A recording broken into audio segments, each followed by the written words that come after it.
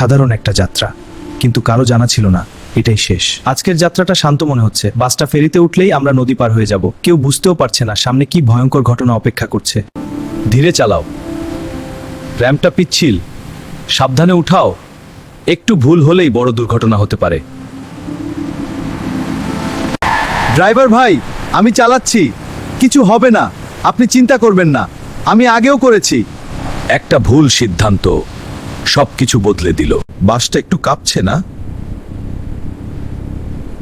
কেন এমন লাগছে?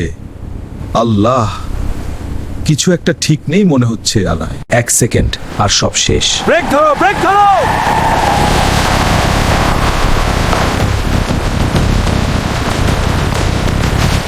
বাসটা পানিতে পড়ে গেল।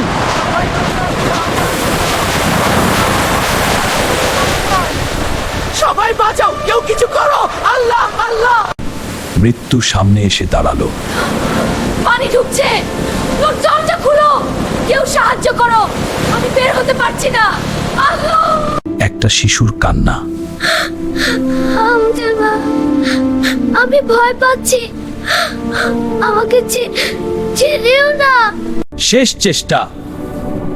তুমি উপরে যাও, শক্ত করে ধরো, আমি আসছি। আল্লাহ তোমাকে বাঁচাকা। এইদিকে আসো, গামছা ধরো, আমরা টেনে তুলছি, হাল ছাড়বো না। কিছু মানুষ বেঁচে উঠল। আমার স্বামী কোথায়? কেউ কি দেখেছেন? আল্লাহ, আমি কিভাবে বাঁচবো এখন? উদ্ধার কাজ শুরু হলো। দ্রুত খুঁজতে হবে, বাসটা পুরো ডুবে গেছে, কেউ বেঁচে থাকলে এখনই তুলতে হবে। কিছু লাশ পাওয়া গেল। না, এটা আমার ভাই, এটা হতে পারে না। আল্লাহ, কেন আমাদের সাথে এমন হলো? একটা ভুল আর পুরো জীবন শেষ। কেউ আর ফিরে আসবে না।